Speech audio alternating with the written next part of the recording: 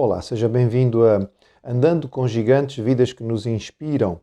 Um tempinho em que nós olhamos para a biografia de alguém cuja vida serve de marco para cada um de nós.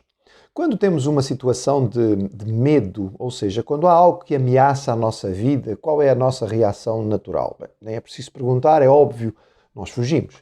Temos vivido, por exemplo, um período de uma pandemia em que as pessoas todas têm medo e muitas vezes ficam confinadas em casa com receio de apanharem um vírus que, em algumas circunstâncias, pode acabar por levar ao falecimento. E se nós dissermos que lá fora tem um leão andando, provavelmente também não vou sair de casa. Quando as notícias chegaram ao Reino Unido a respeito do falecimento do missionário John Williams, do qual nós falamos há algumas semanas atrás, ele foi morto, não é? Na ilha de Eromango, por canibais, depois de um ministério de muitos anos nas ilhas do Pacífico Sul. Qual era a reação natural? Uou, esta é uma região do mundo onde nós temos que ficar afastados. Curiosamente, o que aconteceu foi o contrário. No mundo evangélico, no mundo cristão do Reino Unido, acabou por levar ao despertamento de várias vocações para trabalhar no Pacífico Sul, entre estas ilhas, e alcançar estes povos, não é? Apesar do risco que existia. Um dos nomes que ficou mais conhecido a propósito desta situação foi o nome de John Paton. Paton nasceu na Escócia em 1824, filho de uma família numerosa, muito pobre. Eles moravam numa casa com teto de palha e o seu pai era tecelão de meias. Os recursos eram tão pequenos que com 12 anos Paton teve que deixar a escola e começar a trabalhar ao lado do seu pai, ajudando neste trabalho. A sua família era uma família presbiteriana, já de várias gerações, muito dedicados e muito envolvidos com o trabalho na igreja, e assim Paton cresceu ouvindo o Evangelho. Mas foi aos 17 anos apenas que ele teve uma verdadeira experiência de conversão e de comunhão com Deus, e que o levou imediatamente a se dedicar ou se a envolver com atividade em termos de missões. Com cerca de 20 anos, ele já estava envolvido numa organização missionária urbana nos bairros pobres de Glasgow. Ele trabalhou durante 10 anos neste ministério e este ministério o preparou para o futuro. Porque ali nos bairros pobres a situação da população em geral era bastante carente e havia muitos riscos, muita violência. Ele teve que lidar com gangues de rua, ele teve que lidar com muitas pessoas alcoolizadas, e estes contextos eram contextos em que a violência era muito comum, muitas coisas eram feitas através da força do braço, e Paton aprendeu que não podia mostrar medo diante dos rufias, não é? Dos bullies, dos indivíduos que vinham querer usar da força, e aprender que diante da violência ou de homens que acham que podem usar a violência é preciso mostrar um rosto firme, é preciso ter confiança no Senhor para poder sair-se vitorioso nesta circunstância. Foi nesta altura, ao fim de cerca de 10 anos de trabalho neste ministério, que ele sentiu o chamado para as Ilhas do Sul. Houve conferências, tinha-se falado da morte de John Williams, e apesar dele sentir que era útil no trabalho que fazia em Glasgow, ele apresentou-se para seguir então com esta organização missionária presbiteriana para o Pacífico Sul. Antes de seguir, ele casou-se com Mary Ann Robson, e eles então seguiram e foram-se radicar na ilha de Tanna, nas Novas Hébridas. O choque cultural foi tremendo. Paton teve muita dificuldade em lidar com uma população que andava praticamente despida, não é? As mulheres usavam apenas uma tanguinha mínima feita com ervas, os homens pouco mais do que isso, as crianças e os adolescentes não usavam nenhum tipo de vestuário. A violência era muito frequente e fazia parte da vida.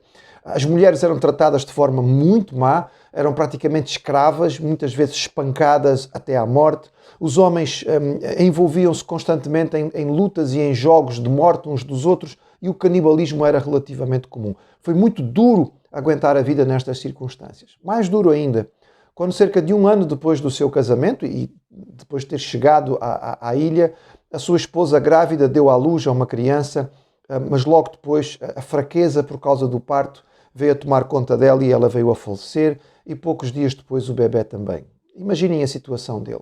Está numa região do outro lado do mundo, com uma cultura completamente diferente da sua, em que é muito difícil lidar com estas circunstâncias. A violência o cercava diariamente, muitas vezes ele não podia sair de casa sob o risco de vir a ser morto, e no entretanto ele perde a sua esposa e o seu filhinho. Nós diríamos que a lógica da situação era que este indivíduo deixasse o campo e viesse de volta para a sua terra, não é? Ele tinha tentado, e ninguém poderia acusá-lo de deixar o campo numa circunstâncias dessa, mas não foi isso que aconteceu. Platon continuou a pregar o Evangelho. Houve alguns resultados positivos a partir de jovens professores cristãos nativos que vinham de outras ilhas. Eles realmente ajudavam, não somente porque estavam mais próximos da cultura, mas pelo seu comportamento. Mostravam vidas e atitudes que acabavam por servir de testemunho para as populações. Mas a verdade é que Quintana, o seu ministério não pôde durar muito, e em 1862, pouco depois de ter chegado, ele precisou deixar a ilha no meio de uma situação de verdadeira guerra civil entre as tribos que estavam mais, as aldeias que estavam mais próximas da costa e as que estavam mais no interior, onde ele habitava. Não voltou para a Inglaterra ou para o Reino Unido. Ele foi para a Austrália e ali, entre a Austrália e a Nova Zelândia, fez um trabalho de chamado, não é, ministerial, de vocação de pessoas para alcançar as ilhas. E depois de 2 anos neste ministério e de casar-se pela segunda vez, Patton então voltou agora para a ilha de Aniwa. Aniwa não era tão violenta quanto Tanna, que ainda era considerada uma ilha quase que impossível para o homem branco viver, e foi em Aniwa que ele dedicou várias décadas do seu ministério.